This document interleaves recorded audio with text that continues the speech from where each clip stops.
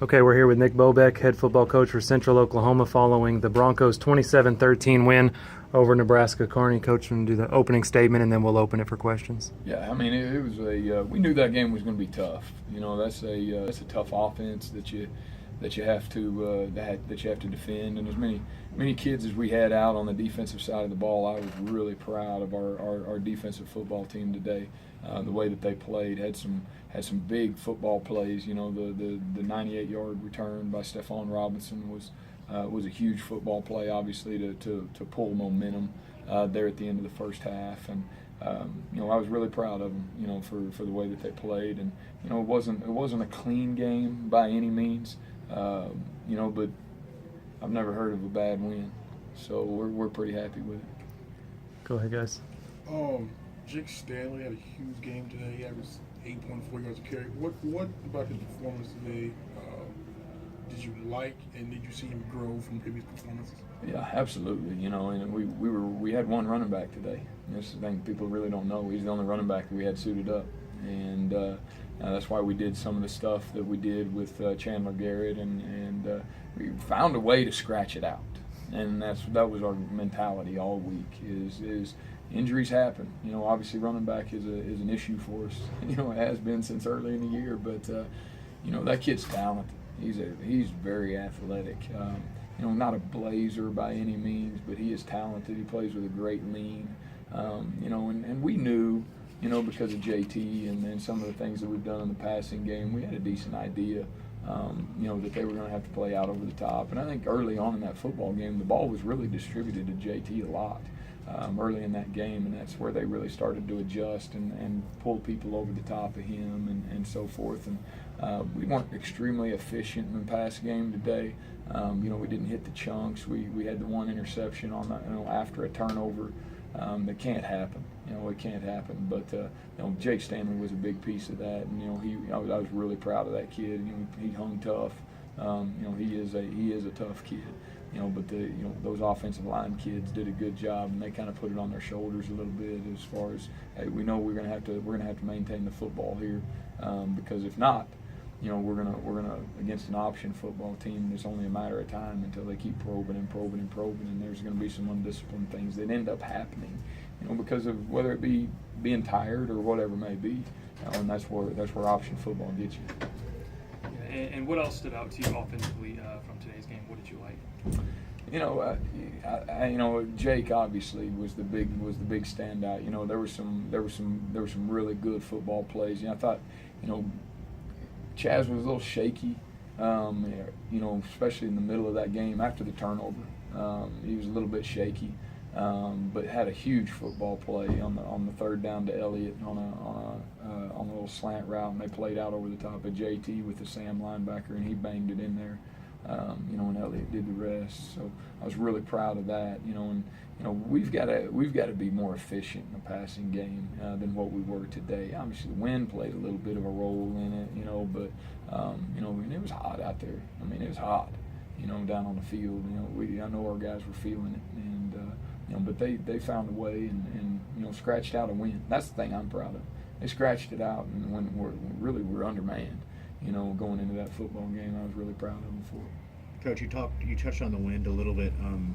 How nice is it to have a guy like Alex Quevedo to rely on? I mean, we watched him in mid-game warm-ups. He was kicking 40-yarders into the 25-mile-per-hour wind. No, I think I'm glad that you asked, because a lot of people don't ask about the specialists, and our specialists played really well today.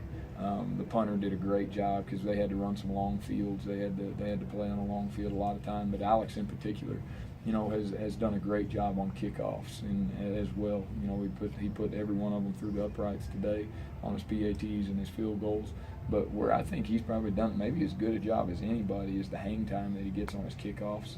You know, our coverage unit is the best coverage unit in the conference right now, and a lot of that is because of him. You know, and the way that the ball hangs, and he's an extremely flexible kid, and he's able to get under the ball, and he gets a high finish on it. You know, and that's something that people don't really look at oftentimes, but he is a special, talented kid, and we're really proud of him. Stephon, he had the pick six that you mentioned. Also had a few more deflections and a few tackles. What could you say about his performance and how big of an impact that pick six before the half had on the team moving to second half? I mean, I wish he'd have got the other one because he should have had 2 touchdowns today. But that's me being greedy. But the one at the end of the half was huge. It was huge, and great effort by the rest of the defensive football team for getting blocks and continuing to play in that situation. Because he did a good job with the ball in his hands. He's got some receiver skills as well. He played receiver for us last year, and those guys did a great job. He did nice. He's an extremely good athlete. He is a really good athlete, and he's played corner most of the year. We had a safety go down on Tuesday in practice, and we were planning on just playing him a corner. Well, we threw him in at safety, on Tuesday. And he busted some stuff, and it was kind of ugly, and he continued to grow through the week, and ended up having a great play. They're in that game. They had 3 balls he gets his hands on. One he ends up intercepting. So did a great job. Really proud of him. And with all the injuries on the defensive side of the ball, like you were saying, how was your team able to be so effective on that side? Yeah, they just gritted it out. A lot of winning. And this is life too, and this is what we talk about with our kids is just going and gritting your teeth and saying, we're going to find a way to do this. And I think our coaches did a great job of that. Special teams, defense, offensively, those guys did a good job of putting together game plans that are going to put us in a situation, for this game to win. And that's what we emphasized all week, is find a way to win the game. It doesn't have to be pretty. Never heard of a bad win. Find a way to win the game. And if you can do that, then you've put yourself in a good situation to probably get a lot of guys back next week. We probably get 6 of those guys that were out today, probably get them back next week, and you get a little bit more healthy, and you can continue to grow and move forward.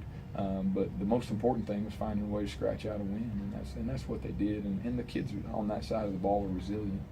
They're resilient. O'Shea Harris had a rough day. We had they kind of picked on him a little bit in some situations, but he really came up big later on in that football game and put us in some positive situations. He played a ton of reps, whether it be special teams or defense. He played a ton of reps on a hot day, and you find a way and you grit your teeth and get it. And they found a way to do it today, and that's the most important thing, and that's why I'm so proud of them. You talk about getting 6 or so players back on the defensive side of the ball, and you sit 3 games away from being bowl eligible. Do you look at next week to try and start a run and try and win 3 of the 4 and be considered bowl eligible, or you just we're going to try to win 4 of 4? But and we really talked about what we talked about is it's week by week. You got to go play today, and that's what this week was about. If we're looking at the end game and we've got as many injuries as what we've got, we might as well have packed it in after Pittsburgh State.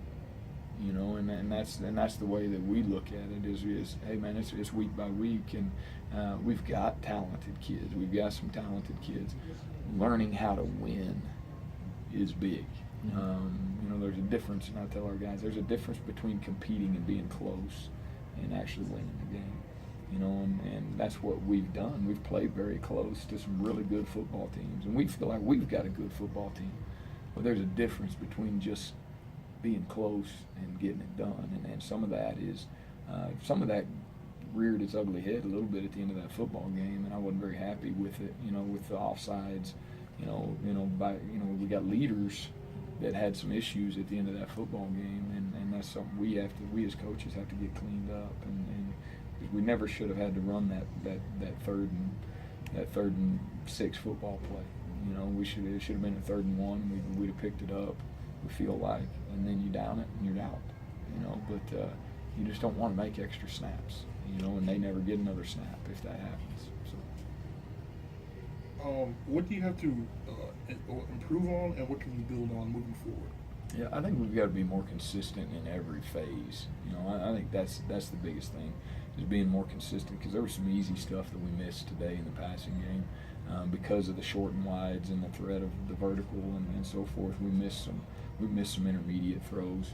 Our third downs, I haven't been very happy with our third down conversions since the first football game, to be quite honest with you. First football game, I think we were 66.6%, I believe, in the first game, and we've steadily gone down. And I think a lot of that is first down production. You know, being able to be better on first down is a big deal of being able to convert on third. You know, and if you can put yourself in those manageable situations, then you obviously are putting yourself in a great situation there. Third downs on the defensive side of the ball, the same thing. You know, I don't know what they were today, but I know that there were some conversions that we should have been off the field. We've got to continue to improve with that, and that's attention to detail. You know, that's attention to detail. That's kind of having that understanding. You know, we had one, for an example, I think it was 3rd and 3 or 3rd and 4, and we're playing off. You know, and they bang a hitch in there a couple of times, and it's just understanding situations and discipline. Sometimes that comes a little bit with young players, and I can't put it all on them. So we have to give them the knowledge base as coaches. That's our job, is to give them the knowledge base. Hey, you understand the situation here. You know, we'd rather him throw a fade ball on the outside half, you know, where you know what's coming because you're pressed.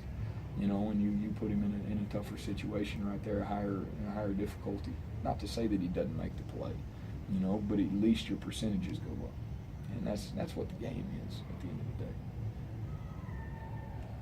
Any other questions, guys? All right, thanks, Coach. All right, thanks, guys. Appreciate it.